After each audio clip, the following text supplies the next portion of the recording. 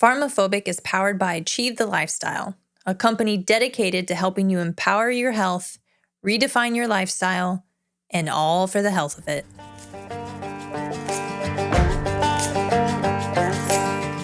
You're listening to PharmaPhobic, where we challenge the state of health in America. I'm Janie, a physician assistant, and I've seen how healthcare keeps people dependent instead of truly healthy. And I'm Dan, a veteran turned fitness pro here to uncover the truth and explore simple and sustainable health solutions. From big pharma to big food, we're exposing the conflicts of interest keeping us sick and finding better ways to take back our health. No fluff, no gimmicks, just real talk, real solutions, and a little bit of fun along the way.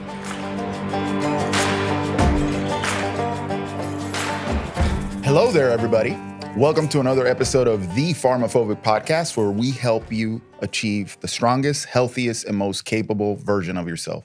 As always, I'm here with our always special guest, my lovely wife, Janie. I'm not a guest. You're a guest on your own podcast. Yeah, exactly. Yeah, there you go. But we have a guest for real. So we have Mr. Mike Peugh on the podcast today. Okay, Mike is here because this was Janie's idea. This is a special kind of veterans related episode. You know, obviously there's a health journey in this and transformation that I feel he's got a very unique take on. But Mike is obviously Army veteran, the only service that counts. Sorry, Air Force and Navy. He's a police officer, and he's also a Mr. Florida man extraordinaire. All things Florida, Mike knows about them and he does them. And he's a father. So there's a very unique take on health and longevity, transformation, personal growth, personal development in there that we feel he's got a very unique perspective on. So Mike, welcome to the show. Yeah, welcome. Thanks for having me, guys. This is cool. Yeah. So we met at jiu-jitsu, which is, there's another thing right there. We met at jiu-jitsu a couple years ago. And, you know, then it's like, oh, you were in the Army? Oh, and then there's that commonality there. So we decided, hey, you know who'd have an interesting take? Mr. Mike. Yeah. I think we became instant friends after our first role. And you were like, do you do construction? And I was like, nah.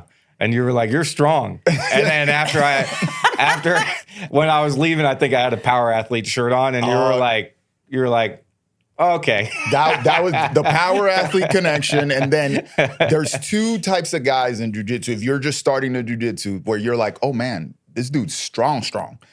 It's either construction, blue collar guys, or it's going to be a police officer. So my question is, are you in construction or anything like that? Oh, you're 5'0", aren't you? Yeah. I didn't know you did power athlete. No, I never really did power athlete, but I started following John and power athlete like a long time ago. Got it. I just poached off all their free stuff. We can get into that later, but they are a big part of, you know, staying healthy for me, and a lot of things that I subscribe to and training, and even like things that I do for my kids are a lot of them come from power athlete. Yeah, that's a pretty good shout out there. Yeah, because I know you use a lot of the principles with your kids who are definitely pursuing athletics at a higher level. Yeah, it kind of like opened up my eyes to like what I was really trying to achieve as opposed to like just like the bro science. Yep. Yeah. You know? What do they say? Don't mistake activity for achievement. So you actually have like a purpose and intent for your... Yeah, absolutely. Yeah. Not just doing stuff to do stuff. Yeah. Yeah, there's something to be said because, you know, being in the military, you kind of just tend to do fitness stuff because it sucks and you're judging it. It's like, oh, that looks like it sucked. That's what I'm going to do. Let's do it. Let's go. Let's do that. And it's years of that where you're like, man, you get better for a little bit, but eventually you're working really hard against yourself. And then once you leave the military, you kind of lose. Nah, you don't really lose it. But you start seeing like, this is wearing me down more so than it's building me up. So there's a transition there to looking at fitness in a different way. Right. Versus just doing stuff that sucks. And then when your job as a police officer requires you to be physically active, you want to do something that's going to facilitate that, not destroy you, and then you have to go to work the next day. Absolutely. And I did a bunch of training, or I was subscribed to like Soflete. I did Soflete for a bunch of years. They were another big key component to, you know, staying in shape and just, you know, being healthy and stuff, Which especially. That's a bunch of tactical guys too. Yeah, former I tactical used guys. them to get ready for SWAT school, because I went to SWAT school like a little bit later. I was already a cop for like 8 years. I think I was 34, 35 at the time. Whew. So like, and it's hard. And listen, it's nothing like selection or anything, but it's a tough. Our day one is very hard. It's basically 6 to 8 hours of exercise. You know, we have an open ocean swim, you know, a run, like a long run, a lot of log PT, beach PT. Like it's a long day. You said when you told me about that open ocean swim for cops, I was like, hot damn, that's a wild ride right there. That sounds like freaking Navy SEAL training, but it makes sense because you know it's Florida. Yeah, right? we're South Florida, so there's water everywhere. We do a pool comp day during SWAT school. That's like my third favorite day. My first favorite day is day one. So I help out a lot of times. Last year I didn't. I was out of town for most of SWAT school, but a lot of times I'll help out. I obviously always do day one. And then my second favorite day is DT day, which is defensive tactics. And you just basically beat up a bunch of jacked guys with tattoos that think that if they see red, they're really going to, they think they can fight you. And you're like, oh, okay. Yeah. So they realize that there's actually a technical, like you got science to fighting. It's not just and we smoke them pretty good beforehand too. So like there's no chance. Yeah. So, I mean, it's bad, but you know, I'm not giving anything away that nobody knows. So I think there's a realization there that there's levels to fitness, right? And that the application matters, especially when your job depends on it, where it's not just I have big muscles and I can move a lot of weight. It's like, what can I do with that? That's why here we talk about capability, guys. It's not just looking pretty, right? Yeah. And another reason why I wanted to have Mike on, because when we did an episode about men's health and you went through like kind of the things that men need, you just kind of popped in my head because I was like, Mike does all these things, right? No, and it's great. And also on that episode, we talked about, I don't remember how we got into talking about being in the military or veterans, but one of the reasons why I wanted to do a veteran episode, especially because Veterans Day is coming up and will be around the time that this airs because I lost track of how many episodes we have. But how we pointed out in that episode how most people who have never been in the military or weren't in military families don't understand how lucky we are that we kind of take for granted that there's not war on our soil, and there hasn't been in our lifetime, the majority of any of our lifetimes. Right. Yeah. And because Civil War, nobody's alive from then. No. But how I just think more attention needs to be paid to veterans, and we kind of need to snap out of that ignorance that there's a lot of people out there doing stuff to keep us safe, even though it's not in our face every day what they're doing. That applies to police work too. So you have I think both it's fine. ends of that. Yeah. That applies. I was having a conversation with one of my clients the other day about, you know, the kind of present day mindset that some people have where they don't appreciate how safe they are in this current model that we have. And I was like, the analogy that came to my mind was like you live inside a fortress and you're in the middle and you can't see the walls around you that are keeping you safe. Right. But you want to talk down and talk smack about the people that do the jobs that guard the walls that keep you safe. Right. You know what I'm saying? Yeah. Absolutely. And there's literally savagery outside of the walls. Yeah. And you're like in the middle of you have no concept of the savagery that's out there. And you're just like, man, screw those guys. They suck. They're racist, whatever. And I'm like, no. You don't understand how this works. There's a wall protecting you so that you can be as soft and as ignorant as you want to. 100%. Right? So that's why I figured, I was like, okay, that's two good angles that you could talk on. So transitioning here, like what got you into the military? What year did you go in and what got you into it? So 9/11 happened my senior year of high school. Okay. I'd always wanted to join. I don't know if we've known each other. This is a funny thing about jiu-jitsu is that you spend so much time with each other for so long. And so just a little bit of background. I grew up kind of messed up, moved down to my mom's house when I was like 15, moved in with my aunt and uncle so I lived in Tampa. I moved down to Fort Lauderdale, went to high school down here, my aunt and uncle. They wanted me to go to college, be a mechanic. I like working with my hands. I like working on cars and stuff. And they were like, hey, these are good options for you. I hated school. I hated it. It's like sitting still in school made me like want to climb the walls. Like just thinking about it is making me anxious. So that being said, being in the military is something I always wanted to do. I had flirted with the idea of the Coast Guard because I love the water. I was big into surfing when I was a kid. Spent a lot of time in the waters down in South Florida. You know, I love the water.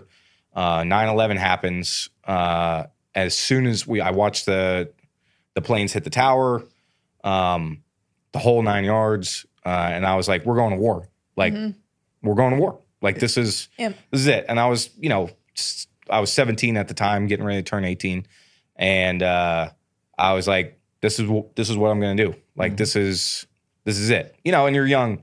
You know, I think when we're young, we romanticize like combat and the military. Yeah, and if you grew up watching movies like 100%, 100%, yeah, all that stuff. All these, what's Full Metal Jacket? All of it, all of it. Predator. Predator. You know? You're like, yeah, let's go. This is what I want to do. Rambo, all of them, all that stuff. So Black Hawk Down was a big, you know, whatever. So 9/11 happens, and I'm like, this is what I want to do. My parents were not on. When I talk about my parents, usually referring to my aunt and uncle. My parents were not on board. They were like, no, I'll pay you $10,000 not to. And I was like, nah, I don't want to do that. Whatever. The summer after I graduated, I break my ankle. I snap it. Oh, no. Skateboarding. I don't know if you guys know me, but I'm not a skateboarder. So I snapped my ankle like bad. I was on a half pipe. Oh, you were going I was going for it. Not good. So I was okay. I wasn't at all good. I had some buddies that were like very good. I was not those guys.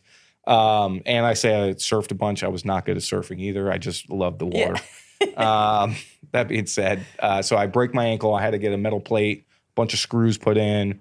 So obviously, you know, you can't join the military when you've got metal in your body. Yeah. So that kind of put a kibosh on my plans for now. And I ended up going to like vocational school to be a mechanic. That was all right. It was okay. I learned a bunch, like technical stuff. I took my test to become like an ASE certified mechanic. Did that. I never really got a job as a mechanic. I just kind of, you know, whatever. Once I got done with my year in vocational school, I went to Broward College. It was BCC back then. It's just BC now. But I was in math class, and it was like whatever, like the pre-algebra, whatever you need to like learn pre-algebra was what I was in. It was like the lowest class they offered. Like, nope. And the teacher was like, hey, open up the book to page whatever, do question 1 through 300, and let me, like, when you're done, you know, put your pencils, whatever. And I was like, I'm sitting there, and so I had the metal plate taken out of my leg by this time. Okay. I'd probably been 6 months post-surgery from that, so my leg was healed. Wasn't in the best shape, but working out's something I've always done. I've always lifted weights since I was a little kid. Just something that's always been a part of my life. So played sports in high school, the whole 9 yards. But I closed the book, and I got up, and I walked out, and the teacher was like, where are you going? I was like, I don't know, but I'm never coming back here. Yep. And she was like, she said something, you know, as all teachers do, and I would expect them to if it was, you know, whatever. And I was like, I can't do this. I walked right over to the recruiting station, met the recruiter, Sergeant Bird. Shout out to him if he's still out there. A lot of people hate the recruiter. I love mine. Yeah. He kept it 100. Yeah. He was a good dude. He talked to him. I was like, I want to go to war. Like, it's time. The invasion of Iraq was getting ready to kick off. Damn, same time I showed up. Yeah. So I was like, let's freaking go. So I was like, I need to like do this. And he's like, oh, all right, like, what do you want to do? And like the recruiting station was like a ghost town. Yeah, people knew that. Yeah, it was, people knew it's like, hey, if you go in now, you're going. Yeah, you're going. Oh. So he's like, oh, we can make you like a washer machine repairman, or like, because he knew your mechanic, like, no education, or no, he just wanted, he was this is just my perspective. I think back then they were just trying to get bodies any way they could. So they would tell you all like the non-combat related jobs to get you to sign up, which was not me. I was like, hey, like I want to shoot machine guns. I want to blow things up. Like, let's go. I'm in, dude. Like, let's go. And he was like, you know, he started like shuffling through his papers. He's like, okay, well, like, what do you want to do? I was like, what's the quickest way to go to war? Like, that's what I want to do. And he's like, well, he's like, they're sending all the reserves right now. I was like, sign me up. Let's do that. And he's like, whoa, slow on. We got to like go to MEPS. We got to do this. We got to do that. It's like, all right, well, this is lame. I was like, he's like, well, can you meet me in my office tomorrow? I was like, I'll be there. So I went there, went through the whole thing. He introduced me to a guy. They just had a guy there. I think he was an E6 that was a combat engineer. They showed me the video of them in sapper school. And, you know, it's kind of like the Ranger school video. And I was like, I'm in. I was like, this is great. We're C4, machine guns. This is what I want to do, dude.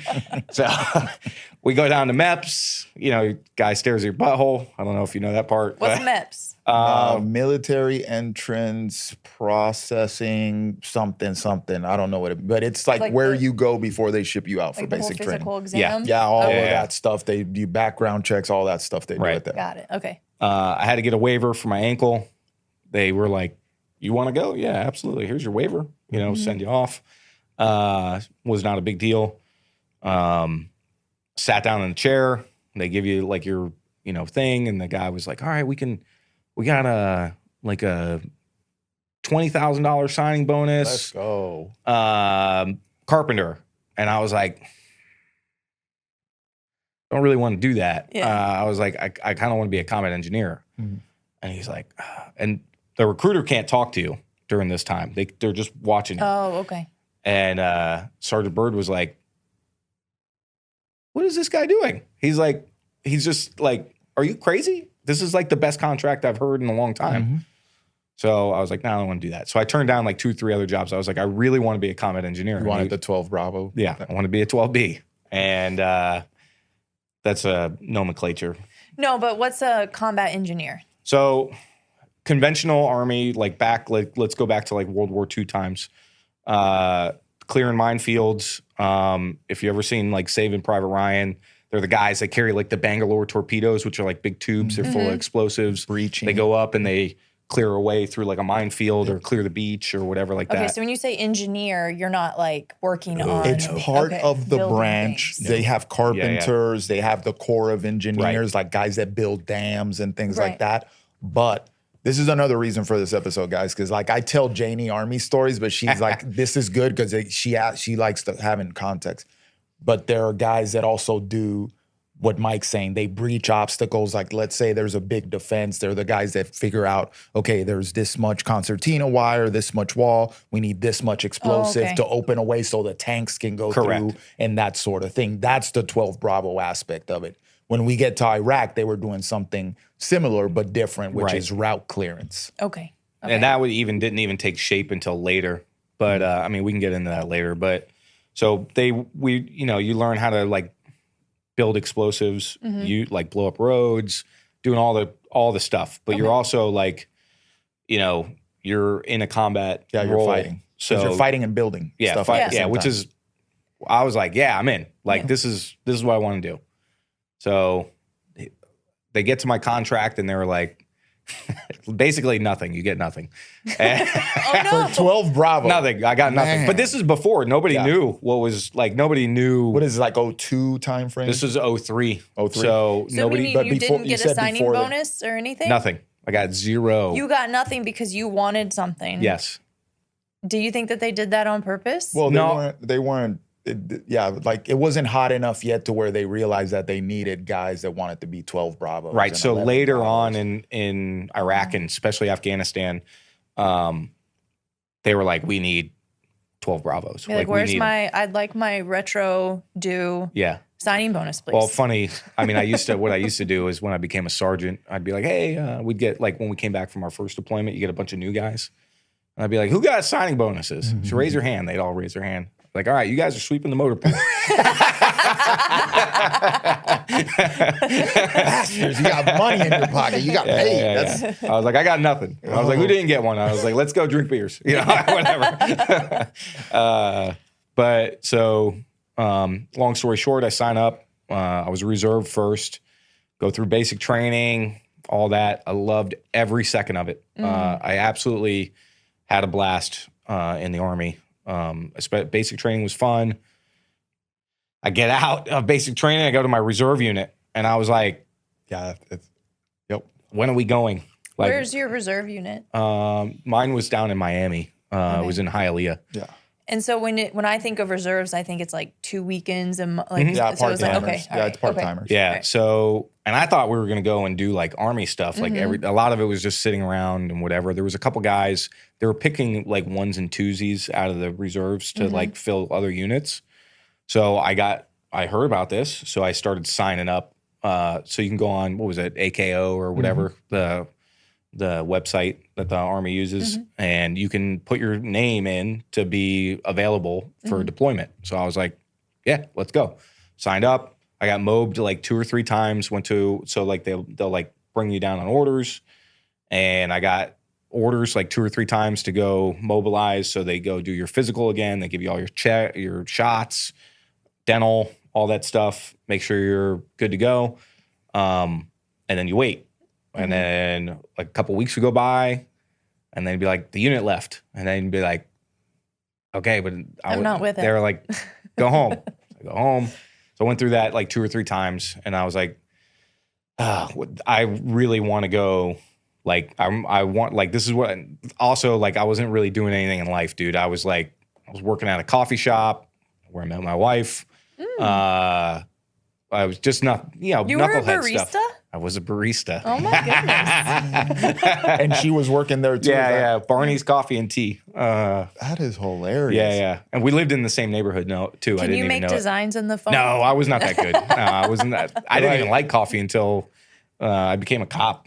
Oh. Yeah. Yeah, a cop that doesn't drink coffee. That could Yeah. be funny, Well, but you made it through the Army without drinking so I coffee. drank coffee in the Army just to stay alive and awake. But you didn't have a coffee. We could talk habit. about how unhealthy my caffeine addiction was in the military. we've It was heard terrible. some. I always tell Janie that the military runs, you guys heard me here say, they run on Monster and nicotine. That's it. You know, that's the fuel. I would wake up my last deployment in Iraq. We lived in like a small base in the middle of the Baghdad, and we would get cases of Monster. I would wake up first thing, because we had a very high op tempo, so you weren't sleeping very much. I would get out of my bunk. I'd open up a warm Monster. I would drink it. I would go brush my teeth. I'd get ready. I'd go into the TOC, which is like the command post. I'd go in there. I'd get what we were going to do for the day. I'd get a cup of coffee. Nice. I would Monster. I would drink my coffee as I'm getting our like plan ready. I was just a sergeant, so I didn't have any like. Were you a squad leader at that I was point? At that point, yeah, I was a squad leader. I was still only an E5, but I was a squad leader. So I had a couple trucks, whatever. So I would figure out what we were doing for the day. I'd go open up the trucks. I'd go get my guys up, get ready. Start looking at the map.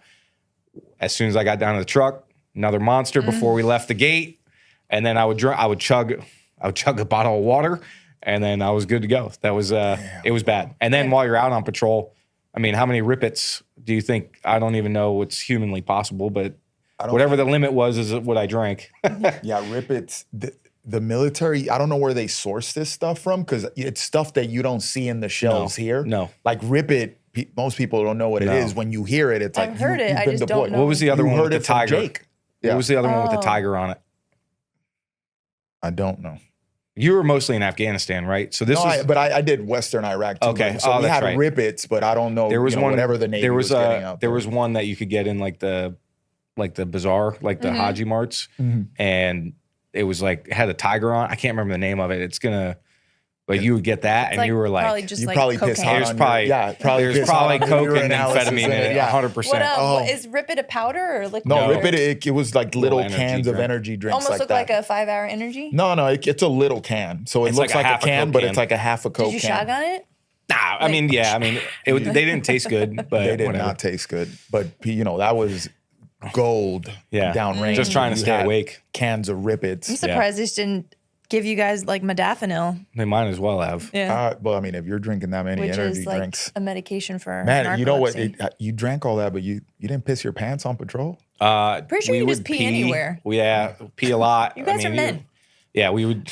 Yes, but that means you gotta like stop the truck, get out of the truck, do your 5 and 5, like look around, you don't So- step on something. You You know, set off a little landmine with your pee. You could. you could. That's No, what I I'm know. saying. I'm very like yeah, you could, but We were at that point. We had like our own. My last deployment, we had our own like area of operation. So we like patrolled our own neighborhoods and stuff like that. Okay. I wasn't doing route clearance at that time, but anyway. So where were we? You were So you were in the reserves. reserves. I was trying to get. So I was just trying. Like I was going nowhere in my life. Nothing was really. I was just messing around. I wasn't nothing. No real purpose. And that's what I wanted to do. Like that, I wanted to be in the military. I wanted to be a police officer. so why couldn't you just be active duty? So that's what I did. So I found out that I can change. Oh, okay. So I went to my commander and I was like, hey, I want to go active duty. And they're like, they need bodies. Yep. Here you go. So why didn't they just put you active duty Well, right when you went? That's something that I was thinking about, but recruiters have quotas. Yes. So So that's what happened. that's probably why he was pushing him. They throw into needed another they needed a MOS. reserve Yep, guy. Exactly. So I knew he was like, hey, we need, because Sergeant Byrd was very honest. He was like, hey, we need a reserve number. So he's like, and the reserves are going. So if you signing up the reserves, like helps me out.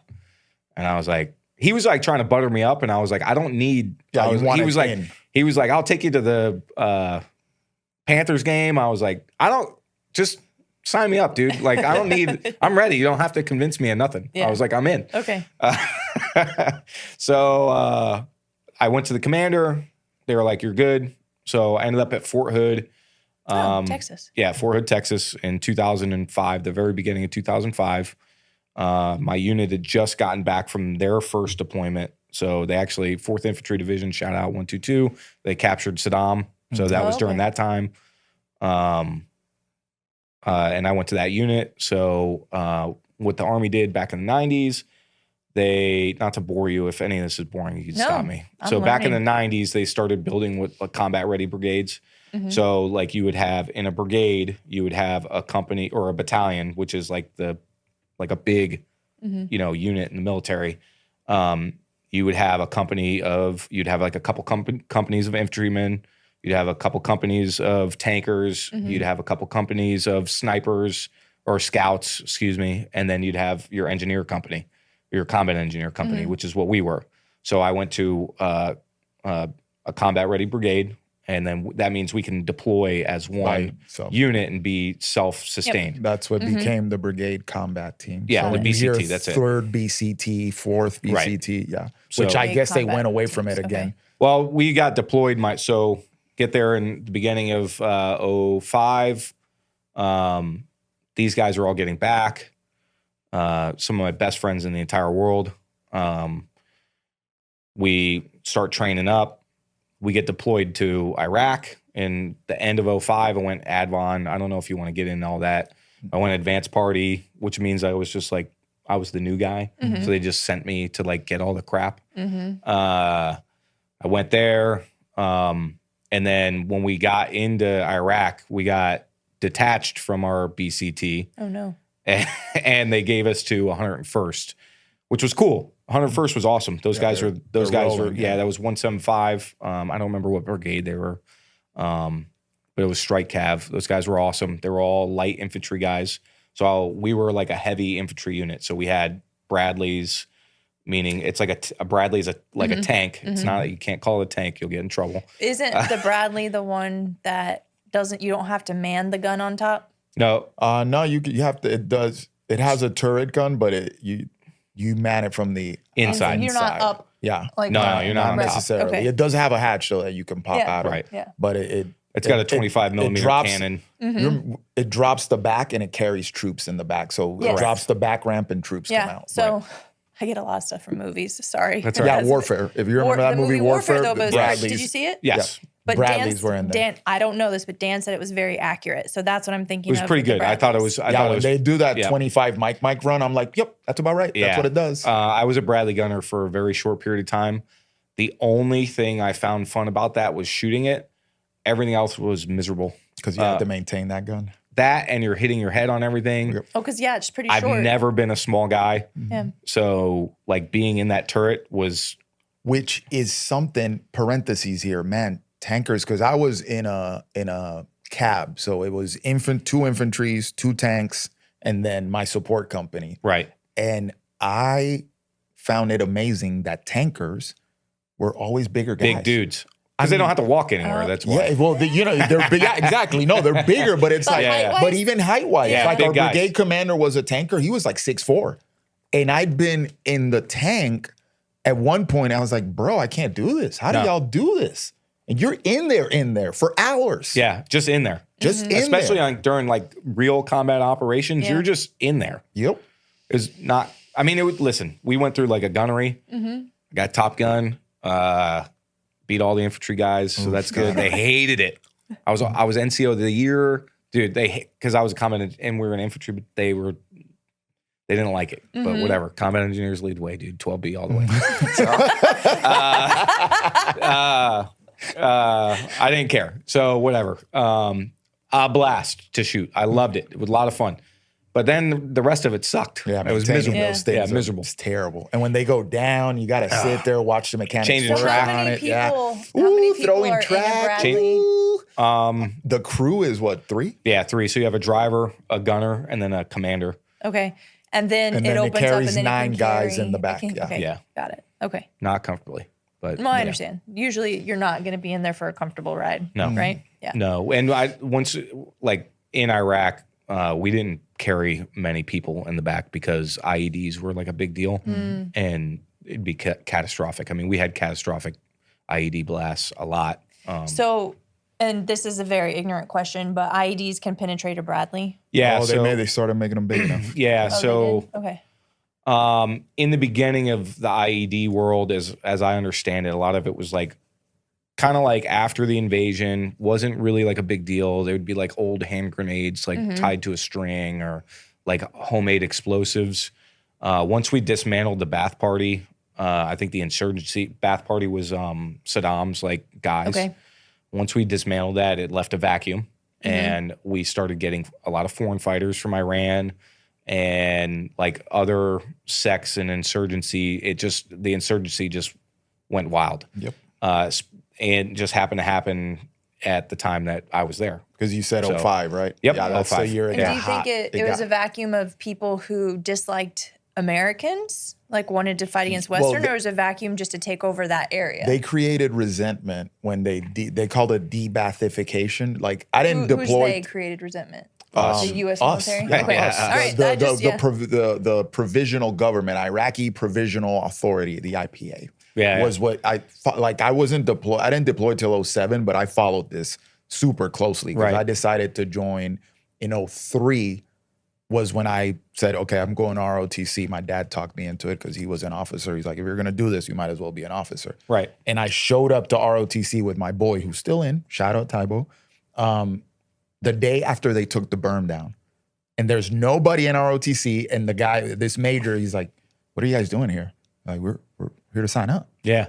And he's like, you guys are aware of what happened yesterday? Yeah, I stayed up and watched it on CNN. I'm here. This is what we're doing. This is what we're doing, right? Yeah. But anyway, they dismantled the entire construct of Saddam's thing, and that put a bunch of people in unemployment, trained military guys, trained government officials. And what happened is those guys basically formed the insurgency because they were pissed off. They lost their structure, right? Okay. So now they're like, hey, let's and they've been IEDs. listening to American propaganda for the last 20 years. Yep. Right. You know? Right.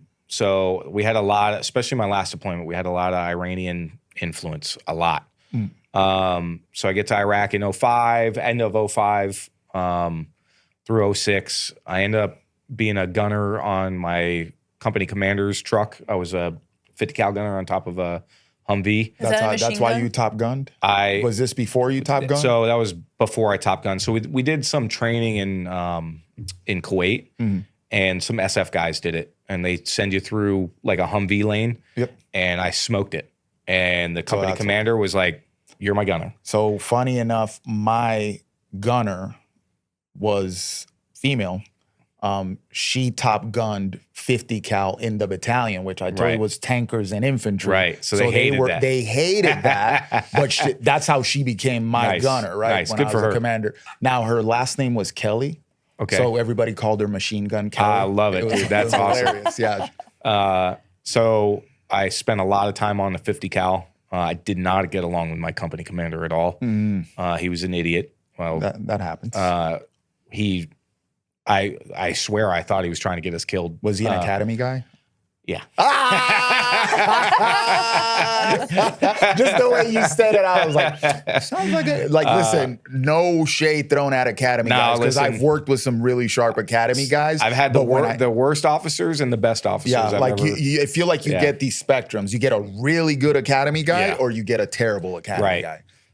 Academy being West Point, for those that. So, like I said, we were with 101st, and they didn't like. This is like IEDs were starting to become like a thing, but it wasn't like the thing. We were still getting in gunfights and stuff like that. 101st had no idea what to do with us. So they were like, just here's a stretch of Route Tampa, Highway 1, which is the large. Route Tampa, yeah. We were right on like south of Baghdad, all the way up through Route Jackson up to like into Stryker was basically like what we owned, which is like a pretty long stretch of road. Yeah, context here, which is you said Route Tampa, and that immediately, if you've been in the country, you hear that name. Even so, I never set foot in the Baghdad area, but I know about Route Tampa. So it's like it's one of those things where you say it, and if you've been there, you're like, "Ooh, that's hot." Yeah. So especially around that time, they weren't super strict on how many trucks you had to take out.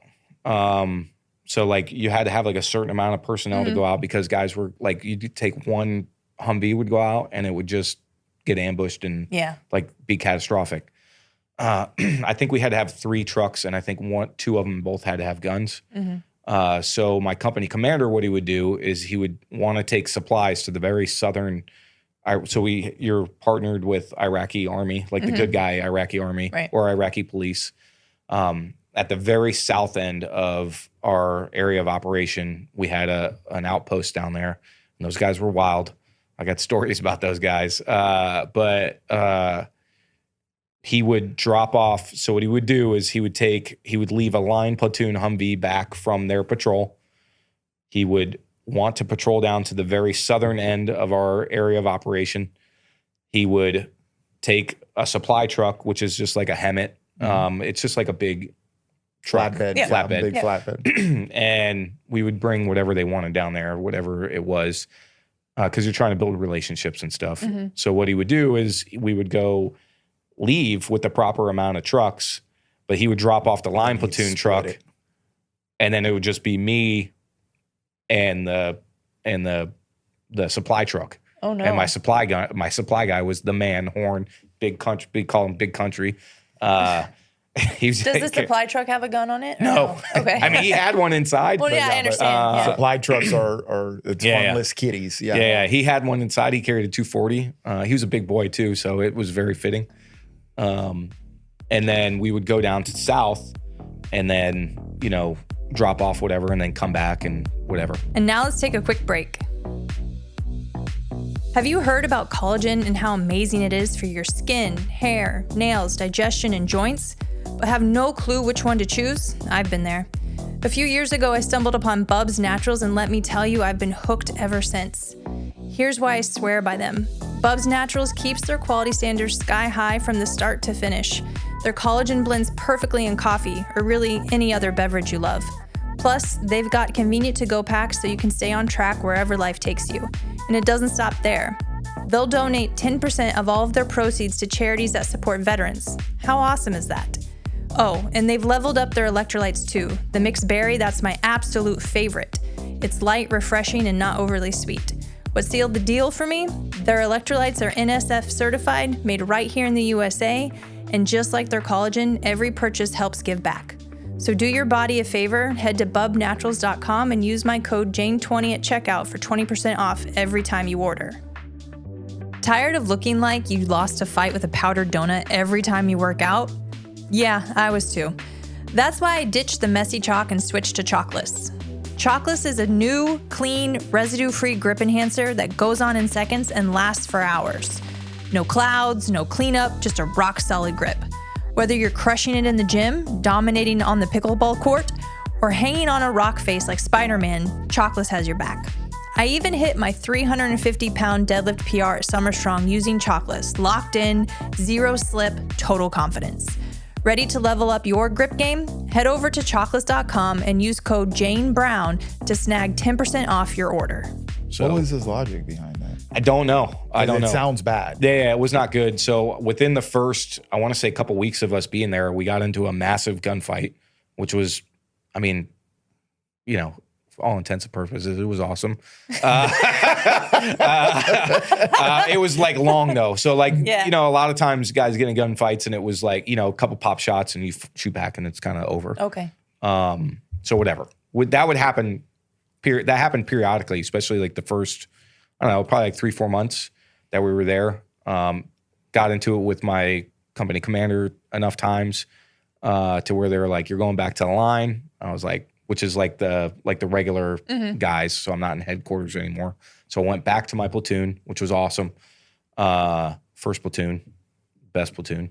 So we went back with those guys and we had like our own. So we would patrol, we'd sit guard on the highway, look for IED in placers, you know, anybody trying to ambush, you know, any, like, cause Route 1, Tampa had, was a main supply route. So at night, you would get these huge caravans coming up from Kuwait that were like hundreds of vehicles long and they need protection. So we would. Were there KBR trucks at that time? A lot of KBR trucks. And they weren't like the armored ones yet. No. And these guys would ride by and half their truck would be like missing. Oh. Yeah. And they'd just be like the skinny pedal the whole way, you know? Yeah. And those guys are, you know, badasses. So they would ride up and then go into BIOP or Baghdad International Airport, which was like the main hub. And we did that for, I want to say like 6 months. And then IEDs became like a real problem. And we were losing guys to IEDs. Okay. Guys in 100, we lost a couple 100 first guys. And like it just got our battalion was like, hey, we need our guys back. We're going to start having them do route clearance. So they just came out with like the Buffalo and the RGs, which are like big bomb-proof vehicles. For the listeners, the Buffalo, if you've seen Transformers, I was just gonna say one of the Decepticons, it's like a big up-armored truck and it's got like a little fork arm in the front. Yeah. That's a Buffalo. Yeah. Okay. So you can It's massive too. So you can interrogate if you see something suspicious on the side of the road, you can use it to clear trash or whatever. So I ended up being the lead gunner on an RG. We had a big blower on the front, so you would basically like go up to like anything could be an IED, like anything. Like you got to get really good at basically memorizing the roadways. We found a ton of IEDs and a ton of them found us too. Thankfully, we had the up armored vehicles because nobody in my platoon was killed. We had plenty of injuries and stuff like that, but we didn't lose anybody. And we hit a lot of IED. I don't even remember how many times I've been blown up or IEDs I've seen blow up on other vehicles. Did you get concussed from any of those? Yeah. Okay. Yeah, like that's something that you feel immediately. You like, don't really, yes and no. So you're young and dumb. You know, I played football when I was in high school. And I was actually explaining this to my oldest son because we were talking about concussions and stuff. And I was like, if I didn't get concussed in a football game, I feel like I didn't play. And I've heard like, people say that. But I think it's good that we're paying attention to it now. Yeah. Is great. But like, you know, you get your bell rung and you're like, all right, like, yeah, it was bad. But yeah. And unfortunately, a lot of people used to think that you didn't get a concussion unless you lost consciousness, which isn't true at all. And so, So, then put on top of that all the training that we did with explosives on, you know, whatever. And then my second deployment, we had like a neighborhood that we patrolled and we explosive breached every Lieutenant Staker, or I don't know if I could say his name or not. LT, if you, we blew up a lot of doors. He knows, he'll laugh if he sees that, for more than one reason. But we would, I mean, there's like minimum safe standoffs for all that stuff. And you learn all those calculations and stuff. But you were right up on it. Listen, if I knew I wasn't going to get hit by shrapnel, I didn't care. And everybody was the same way. Not that I was like, but we were a bunch of idiots. Yeah. And I was like, we'll just get as close as we can. And then that way, when it's open, we could just go in. Go right it in. makes sense. You could flow right in. Yeah, you're like, makes total sense. Yeah. Until like, 48 doors later, and you're like, can't read because the paper's going like this. Yeah. Damn, man. So pay attention, guys, because that's like, that compounds, right? That's 100%. And it makes the transition a little bit more complex. And that's something I didn't really consider until probably like, I don't know, maybe like 5 or 6 years after I'd gotten out. Yeah. And you start feeling the effects of these things, and you're like, ooh. Well, you're just doing it too. And then the environment kind of creates that where you're just like, do what you got to do to get this thing it's a done, different right? mindset. And you're high young. stress. Yeah, you're like 25. What? Yeah, younger. Yeah. So you're a kid for all intents and purposes. Yeah, you're running off of adrenaline. Yep. And so that's going to dampen like your body's literally being like, we'll worry about that later. And you're literally living day to day. Yeah. So like the thought of, I wonder if this is going to bother me 20 years from now. You don't even care. And you're like, I don't even know if I'm going to make it to lunch. Exactly. You probably had regular helmets back then. This is before the Mitch, right? No, we had the Army combat helmet, the decent one that had like the pads. Okay, in so it. you had Mitch already. Yeah. Because the helmet prior to that. So we got that in country. Oh man, which was nice. Okay. Yeah, that helmet before that, it wasn't good. But we did route clearance all through Baghdad, Solder City. We were like the premier route clearance unit that everybody used us for everything. Some Iraqi unit got like lost. They didn't hear from them up in like Tikrit. And they were like, you guys got to go get them. And we were like, let's go. Yeah. Of course, we're idiots. But that never even happened. We just sat around for like 10 hours. But that's neither here nor there. That's like typical. Route clearance, a lot of people, that are not familiar, this is literally, let's say you're running convoy. So for somebody like me, like running supplies, you usually have to wait for the assessment from the route clearance guys, or you wait for them to go out first, and they're like checking for IEDs or moving really slow. They're essentially hoping that something blows up or that they can find it before. Clearing the way. Exactly. And then the regular people start moving. Yes. So route clearance is first on the route. They take all the danger. And then the infantry guys or whatever come out after, and the supplies. Yeah, so after you get the brief from. We would clear, like, so if they had a supply thing coming through, we'd clear that, and then we would like if our like infantry units or something had targets that they wanted to hit, we would clear all the routes, prior, and stuff like that. I got a chance. I mean, we did a lot of route clearance. I mean, I knew Baghdad. A lot of the stuff we did was around Abu Ghraib. I don't know if you're familiar with that, if you've heard that. The prison where they violated prisoners' It was rights. a pretty, so we were there right after that. Oh, okay. And so that made it hot. We lost a lot of guys. I mean, there was, a lot of guys from my battalion, guys that I knew, guys that you live with in the barracks and stuff. Not like, none of them like best friends or anything, but like these are all guys that you hang out with nightly, weekends, the whole 9 yards. What was that like the first time that happened? I could think that's got to be super sober, and you're like, yo, he was here. Yeah. Before. So the first guys we lost were 101st guys. I didn't really know them that well, but it was like, oh, like this is real. Mm-hmm. And we had been in gunfights and stuff where like, we had shot people. So like you knew death was there, but you didn't really, it didn't touch you yet. Yeah, it didn't really touch us yet. And then for it to be like these 101st guys that were like the best dudes that you knew, you're like, wait a second, I know that guy. He's a badass. I work out in the gym with him, and he's dead. That got him. That touched him. And you're like, okay, like we really need to. And I took my job route clearance. I was probably too serious. I mean, I did a lot of stupid things. I would stick my head. I would never sat down ever. I would stick my head out over like piles that I thought were bombs. But like that, for me, I was like, I'm the first guy seeing this piece of ground. I don't want anybody else to, it's me. I'm up here. So I'm the guy. But that's kind of the mindset you have. But like, a lot of our tankers, we had a lot of guys get killed by IEDs, a couple by sniper fire because snipers started becoming a big thing. We got all around Abu Ghraib. It was pretty nasty area, and they hated us, for good. I mean, I guess not good reason, but you could understand. Yeah, that prompted a big backlash, big time. Insurgency wise. Like it poured fuel on the fire. Absolutely. Yeah. So we did that. Make it through that deployment. Come home. I'm a freaking maniac.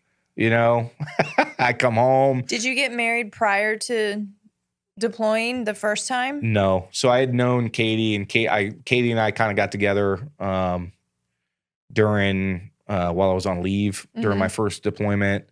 So like, I had known her for a long time, and now she was my girlfriend. And then I get through that deployment, and still in a relationship with Katie, and we got married in July.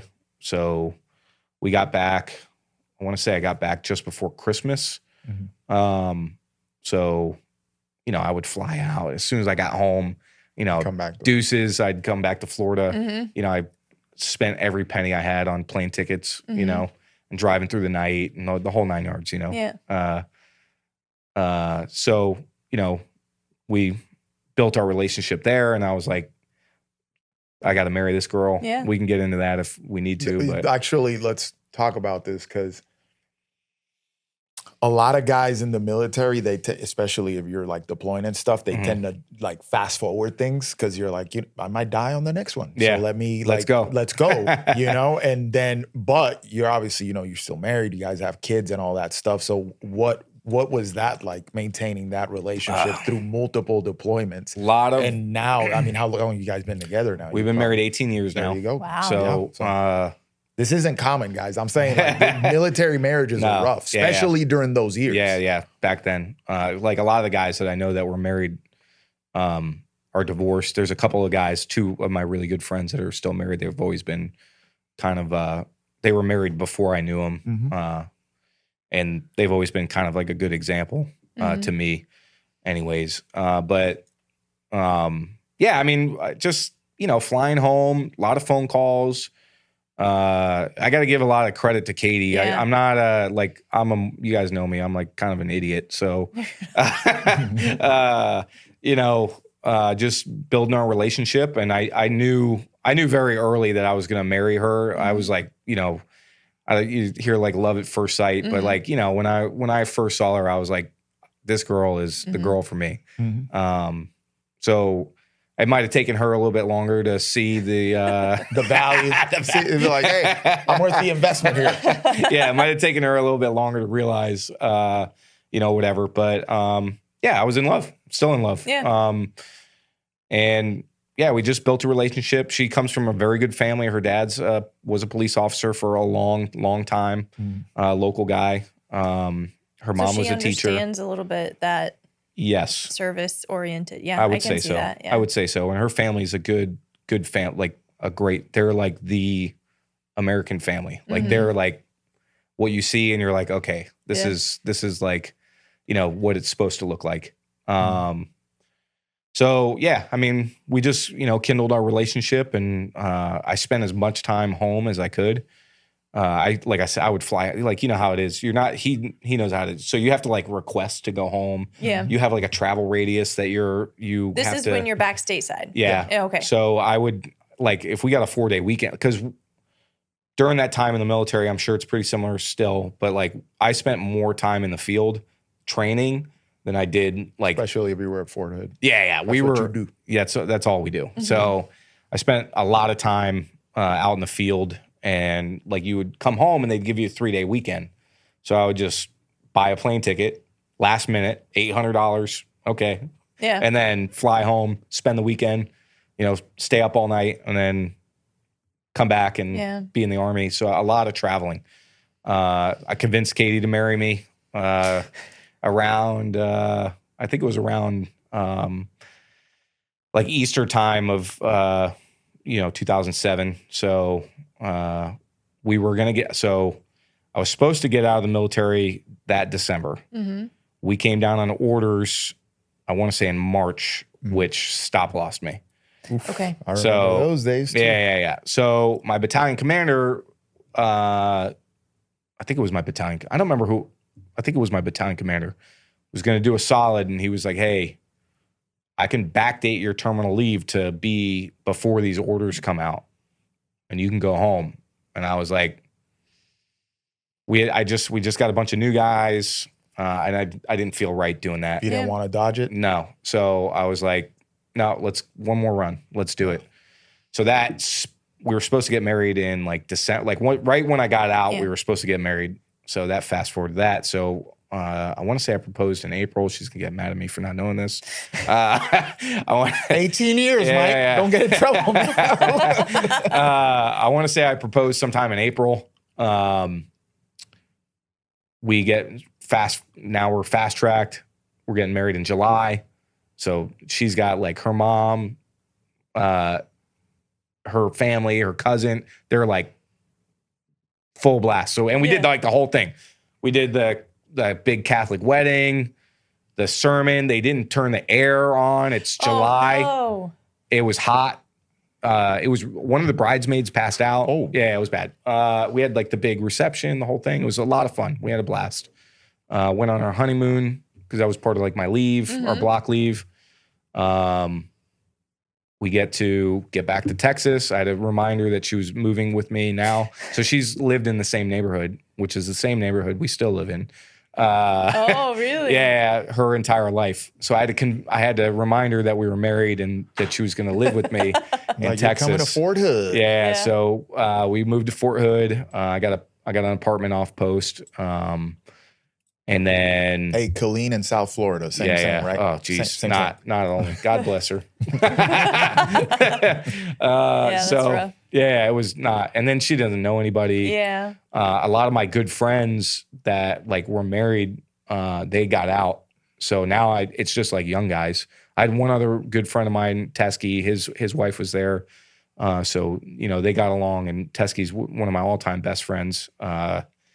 So we had a good relationship there, but I mean, she really had nobody. But so like, a lot of time by herself, probably. But when you deployed again in she moved back December, home. Okay, good. Yeah. So we found out so I didn't deploy until March.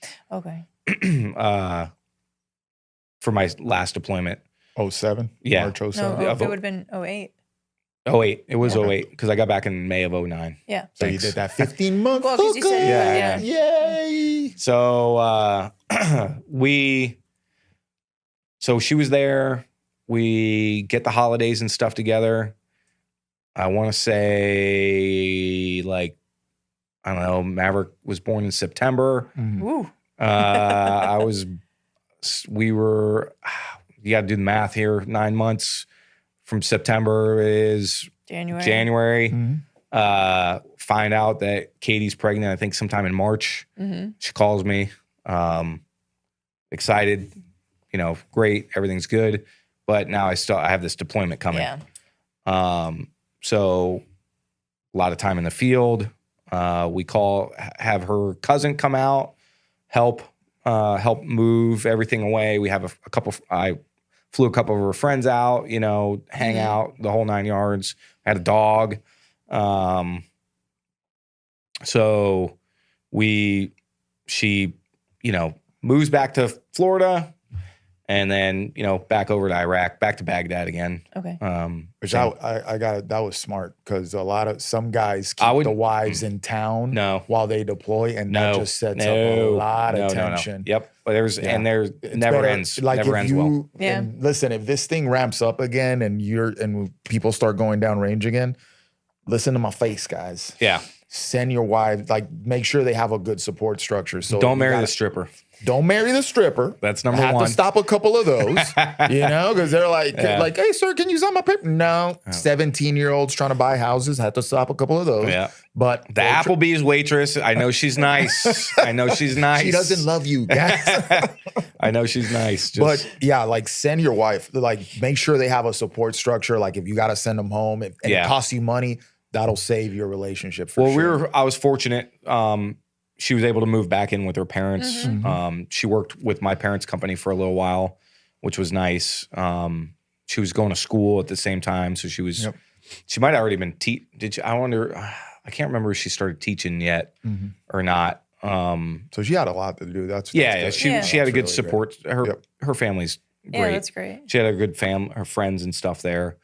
A lot of my buddies from the previous deployment, they did the same thing. Like their wives would just go home, and then they would come back. Like I know a buddy of mine that had he bought a house in Killeen, but I think his wife went home regardless, and he had a son at the time too. So, so I deploy.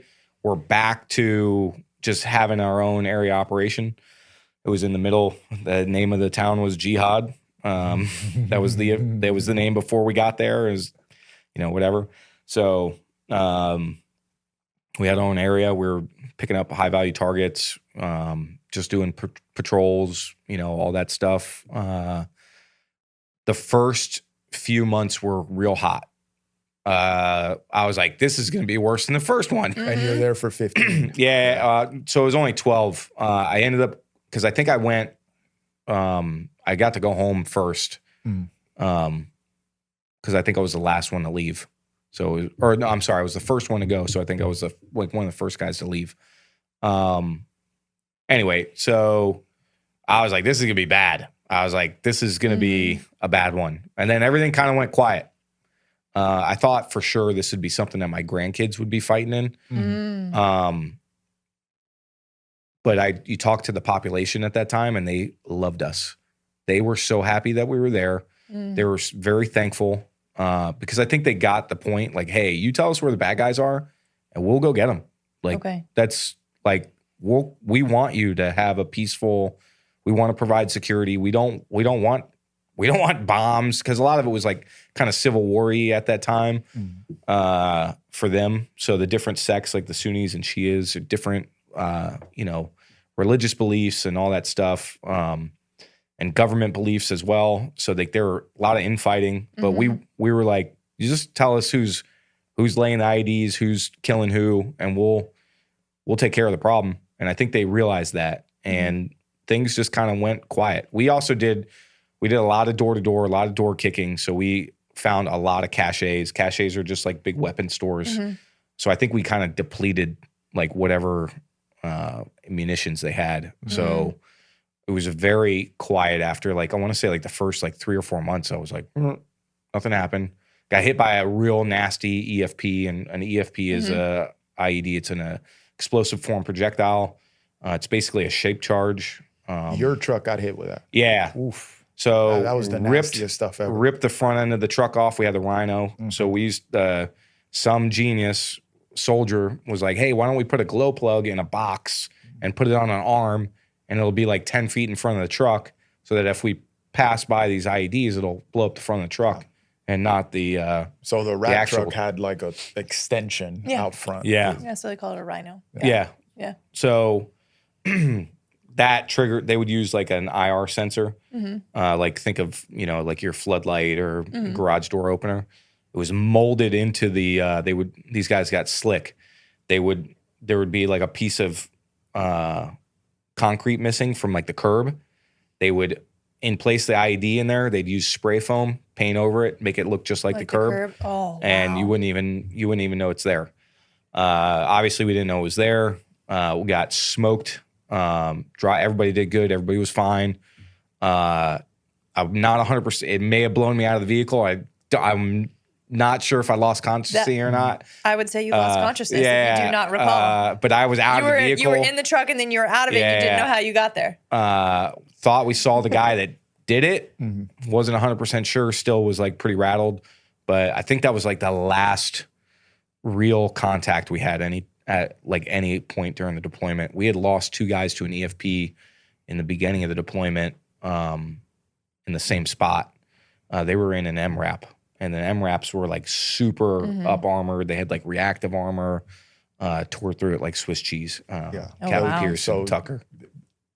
That thing, I guess it was copper that they would use. Yeah, like it was a concave thing, and then it would blow from the so inside. they would and make them create either a with bunch of steel. shrapnel, They would make them either with steel or copper, and depending on their desired effect is just depending on what they used. Yeah. And it was so hot, it would it would melt through the armoring inside the truck. And then the It's crazy. overpressure was the worst part of it, because the projectile would go through the vehicle, but then the pressure would come back around. And we have videos you could see. Wow. If you look it up on like think about YouTube or whatever, you can like, you'll see EFPs go through, and you'll see the pressure come back around through. I gotta look that up because It's pretty wild. It was gruesome. That was scary stuff. Yeah. When you're out on the road, it's like, oh, this stuff is the real deal. Right. Now. Yeah. And especially, I mean, you're blowing up an MRAP. Yeah. That was crazy, the amount of armor that you're going through. Yeah, we got lucky in the first one. Like I said, we had those up armor vehicles, and it was like, you know, we'd get blown up, and you'd be like, woo, high five, we made it. You know? But you feel bad for the guys in Humvees or whatever, even the tankers. We lost a couple tanks the first deployment. But, I mean, that, you know, the rest of the deployment was kind of not a lot going on. I did get to do a lot of cool stuff. I was part of a sniper team. I was not a sniper, but I was assigned. We had a couple scouts with us. So I got to do all kinds of sniper hides. They taught me all kinds of cool stuff. Oh, that's great. It was just the 3 of us out there in the middle, like, which was cool. It was super cool. Something I'd always wanted to do. So getting the chance to do that and hang out with those guys was awesome. Do you think your experience hunting kind of lended you to enjoying that? So I didn't start hunting until I was out of the military. Oh, okay. I just assumed. This is something that also relates to when I did that men's episode, because we'll get there. Yeah. You spend all this time building these skills, right? And you have this like warrior mindset, and then you decide you're going to get out, and a lot of people dump it completely, but you have to stay in touch with that. Yeah. To balance yourself out.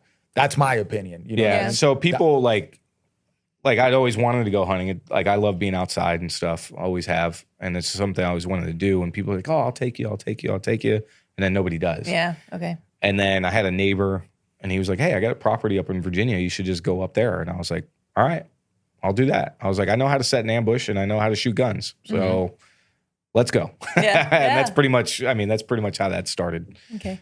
So, you get out of that was your last deployment. So then you get out of the military after that one, right? Yeah, in 2009 I got out. Okay. And then, so Maverick had already been born? He'd been born. He was like 8 or 9 months old. Okay. When you got out. When you got out, were you there when he was born? Or? Yeah, so I came home on mid-tour leave. Okay. Which was a wild experience. It was like trying to be present, but still being rattled from not getting too attached because you knew you were going to go back? Or? Well, yes, it's a weird balance. I don't even know if there's a way I can describe it, because you have this kid now that is, it's like the most cool thing. It's awesome. It's incredible. And you've got a wife, and she's probably stressed out of her mind. So you're like, this is a crazy scenario. And then 2 weeks later, I'm gone. Yeah. So like, it's just something that's kind of weird that you just deal with. You're like, I'm really happy I'm here, but also sorry. Yeah. I'm leaving. Yeah. And it's almost, I'm super glad I was able to come home and see Maverick being born. That timing worked out really well. Well, they hooked me up. Okay, great. Yeah, okay. That's a good command right there. Yeah. That they we had a very good, our platoon and our command was awesome at that juncture. But it was just weird. It was like, it was strange, because you want to be there, but you're like, I need to go back, and I have I don't think you could fully probably be you couldn't. No. There's also a decompression that happens when you come back. But you can't decompress because you know you're going to go right back. back. But you're walking for guys, like somebody like me, like I come back to, and I need to get an apartment. Let me get my stuff out of my car that's in storage, and I just go into an empty apartment and I do whatever the hell I want. But these guys come home and then it's like you have a brand new child, you got a wife that's been waiting for you. And it's like, oh, thank God you're home. Here you go. Deal with this kid, do this. So, and then you're trying to come down from the deployment, but you're also dealing with the new experience of being a family. Which I think actually helped. It gave me like a real purpose to like get my ass in gear. Because I'd always wanted to be a cop. That was something I'd always wanted to do. Watch Bad Boys growing up, Lethal Weapon. I was like, I'm in, dude. Like this is awesome. This is like another thing that I want to do. So I got home and it was like immediately like off to the races. Like start applying everywhere. I gave myself like a couple weeks to just chill. We went and went on vacation and stuff. But then it was just, trying to get hired. And then that's a very lengthy process. So, background checks, interviews, polygraphs, like it's a very lengthy process. I think it took me like 3 or 4 months to get hired, which is actually pretty quick. Yeah. Luckily I got hired at where I'm at now because that's where I wanted to be. They had a very good reputation and they still do. So that's where I wanted to go. So I was pretty pumped to get hired by them. We were living in my in-laws' house. My father-in-law was working at the time in Tallahassee. So they were there like part of the time. Okay. So a lot of the time it was just me, my wife, and my mother-in-law and Maverick, which was cool. I mean, it was good. My mother-in-law is a fantastic person. I can't say enough about her. But they were able to stay there, and we had a place to stay, and it was good to have grandma around. That was huge for Maverick and Katie. That was big. But so yeah, I mean that was kind of the situation I came back to, and then getting hired was off to the races. I mean, it just gave me a purpose. I didn't really give myself any time to like settle in. Yeah. Well, also because I think prior to joining the military, you knew you wanted to become a police officer, right? Where I think I don't want to say a lot, but I think some people get in trouble when all they want to do is the military and they don't have okay, when that's done, what am I going to do? That was me. Yeah. I thought I was going to retire from the military. Right. And I went into it with that mindset. Like this is once it clicked in my mind that I wanted to be in the military, that was all I could see myself doing. And then when you're like, "Ooh, I'm gonna have to hang this up," I didn't have anything that I wanted to transition to. Yeah, I could see the direction that the military was going into. It was a change in the administration. Obama had been elected. Things had started changing, and things were starting to they were ramping down Iraq. But shortly after, Afghanistan got really exciting. But I was like, I'm not really like a garrison guy. I'm not liking the way things are going. It's time for me to get out. Obviously, also having a son and a wife, I was like, I need to get out of here. So that was a big motivating factor for me getting out. But then I was like, yeah, I want to be a cop. So that's what I wanted to do. I think guys getting out of the military, there's like a section of guys that are like, oh, just get out and get on disability and unemployment, and then just do that and just chill. Be a Walmart greeter. And there's no purpose to that. You're not like all they're doing is drinking and spending money, and then eventually the money runs out, and now the problems start. This is where the veterans health conversation takes a lot of shape there, because you had something that you were looking forward to, right? Right. A lot of guys get out and they don't have something to look forward to, or they want to do something like that is the complete opposite of what they've been doing for the past couple of years. Right. And that's where you start to get in trouble. And then you put, I'm on disability. I'm going to take all these VA pills that they hook me up with, and I'm going to drink because I'm free all the time. And now depression becomes a thing. And 9 times out of 10, a lot of these guys get into trouble. This is where suicidal ideations come in, severe PTSD comes in, that sort of thing. Yeah. And I try to remember, and these are things I didn't really think about until like many years after I'd gotten out. I never really let myself process anything that had happened. But I had also kind of always went into the mindset with this is something I signed up to do, and I wanted these experiences as bad as they were. Okay. It's just this is what happened, and I feel fortunate. I had a first sergeant. He was crazy, old black guy from Louisiana. He used to wear a rebel flag bandana when he was off. He was the man.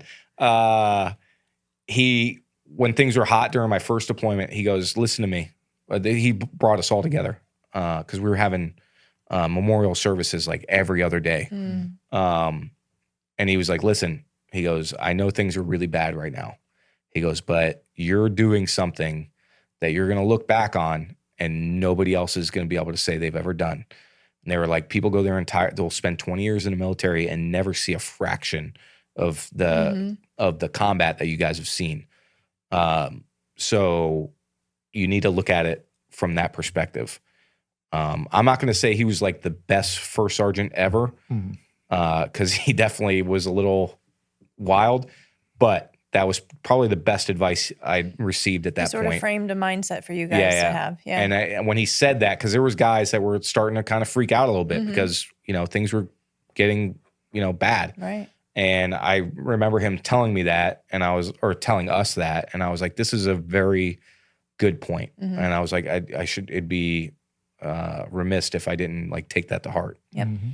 I think there's also a point there, and I'm sure this happened to you, where you start thinking about your own mortality. Yes and no. So I used to always say, once you realize you're already dead, you can effectively start to operate as a soldier. Yeah. Which sounds super morbid and super unhealthy.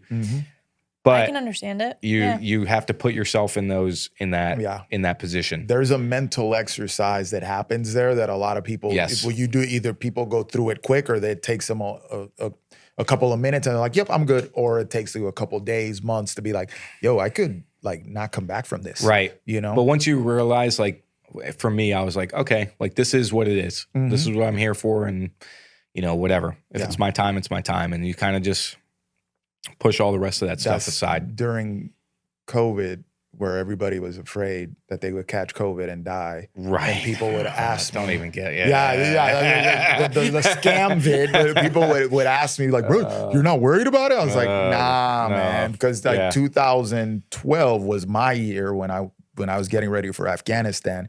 And I literally showed up to Fort Hood and it's like, oh, you're going. Because I asked for it. I thought I was going to get out right after. So I was like, send me somewhere that's going, who's going down range? When I was talking to the branch manager and she sent me a bunch of people, I was like, give me that one. And I'm going to Fort Hood and I'm getting on a plane. But I thought I'd have more time, but it was, get to Fort Hood, hey, we're leaving in 3 weeks. Yeah. Oh, wow. So you, wow. It was, hey, we're out the door. Like they were already packing and all that stuff, which is kind of fun because packing up for a deployment sucks. Yeah. So if I got there and they're already packed up, I'm like, good. Hey, let's go. Oh, gosh. Especially at Fort Hood, you got the rail. Oh, man. Yeah. Miserable. So they already did all of that. Like the offices were empty. So I was like, but I took a week of leave and I remember I was sitting there and it just hit me like, because it was that year, the green on blues, like Afghans attacking soldiers, and I was going to work with the Afghans directly. And I was like, man, I could get shot in the back. I could get blown up in the road. Like it was hot. Right. And I was like, this might be the one. It took me about a week of like that mental exercise. Right. And then once you make peace with it, then it's like, okay, I'm ready to work. Oh, yeah, I'm ready to go. Yeah. And I think some guys that never really flip that switch, you can see it affects them a little bit more. And that was just what worked for me. I can't speak for other guys, but, there's two different groups, and I don't want to single anybody out here, but there's a group that I know very well that we did a lot. And the majority of those guys seem pretty okay. And then there's like another group, we didn't do a whole lot. And a lot of those guys are like a little messed up. And you're like, this is weird. I don't know what's causing that. But, you definitely see a contrast. Okay. So when you transitioned to being a police officer, like what was that like? Because I know you wanted to be there. Some guys kind of fall into the profession by like, well, this kind of looks like what I did in the Army, so I'm just going to go over there. They don't have like an attachment to it, like, oh, that feels like a calling. You know what I mean? So it was, the police academy is a joke, number one. I was never a good student. I was dyslexic, or I am dyslexic. I've got, being in school is really hard for me. I was the third highest in the school academically, or in our class, and I was like, I freaking did it, Yeah. I studied a lot, more than I've studied for anything. Dealing with, there was another guy that was an Army vet that was there. He was our company commander in the police academy. We got along very well. Dealing with guys that had just been from college. One of the guys that sat right next to me was 19. His mom had to buy his gun for him. Never done anything before. I love him to death. But like, you're dealing with like a different group of people, and you're like, okay, these are not the people that I thought were going to be here. And I actually explained that to Mav in the last few years, and I bring it up to him every now and then. When I joined the Army, I had that picture of like what a soldier was, and I got there and I was like, Yeah, there's a little bit of I was like, oh, these guys don't want a PT? What do you mean you don't want a PT? So, not that I was ever a good runner, but I was like, okay. And then I become a cop, and I'm like, these guys are going to be the guys. Right. And then I get there, and I was like, no. Yeah. Like, and then the PT standards are like not that hard. Yeah. So, make it through the academy with all these guys, and you get on FTO, which is like your field training. And they're kind of teaching you like the way to apply everything that you've learned. So you get a better sense of like what it actually means to be a police officer. And you can kind of see the road start to split. There's the guys that are going to go one way and be like they're happy to be there. They enjoy their job. And then there's the guys that maybe got in trouble once or got passed over for a position or a promotion. And then they're like super salty, and they can't. They're counting the days until they retire. And they're in year 5, but they want to do a full 20. Yeah, exactly. And then there's guys miserable. What's hilarious is like there's guys that are still. I mean, I've been a cop for 16 years now. There's guys that were talking about retirement when I thought they were like a couple years out from retiring, just the way they were talking. They're still there. You know what's funny? This is something with tactical jobs. I mean, because it's dangerous, right? Right. If you're a patrol cop, SWAT, whatever role you do in a tactical profession and military and all this stuff, when you're done, you need to get the freak out. You know what I mean? Because it's just one of those things where the energy you're gonna bring to the job. I agree. Is completely like, it could get you killed, it could get somebody else killed. It's gonna make you end up on the 6 o'clock news because you shot somebody that you didn't need to shoot, or you hurt somebody you didn't need to hurt. Or even nowadays, just saying something. Exactly. Saying something completely ridiculous. And that was, to me, when I got that feeling, I remember I was in NTC and I was like, I was a company commander. It wasn't even a deployment, but I felt like, I was like, man, this is all the BS that you deal with in a year in a deployment. I got it in 30 days. Right. And I kind of burnt out right there. I was like, you know what, I'm done. Yeah. And I'm like, at that point, I'd been in for 10, I hit the 10-year mark. Nice. So I was like, people like, you're halfway there. I'm like, nah, I can't stay here and keep doing this and taking up space and ruining experiences for people because I'm bitter, right? And I'm angry and I'm not happy. I don't want to be that guy. I think these kind of like the military, police, firemen, first responders in general, I think they kind of trick you into thinking that this is the only thing you can do. Because they're like, where else are you going to make this kind of money? Where else are you going to get these kind of benefits? Where else are you going to... That's exactly what everything comes down to when you say that you're done with it. And they're like, but you can do it. You can get out. Yeah. But like, I'm a leave it all in the field kind of guy.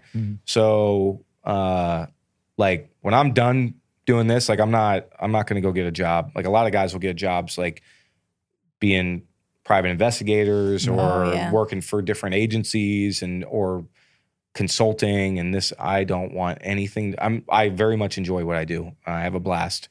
But when I'm done, I'm done. Done. I'll move on to, I'm going to use, like when I get ready to retire, I'll use I'll use that time to figure out what I want to do with the rest of my life. And then that will be, I'll go into that a little bit more planned than I did, getting out of the military. I was like, I just want to be a cop. Yeah. I don't even know what I got to do.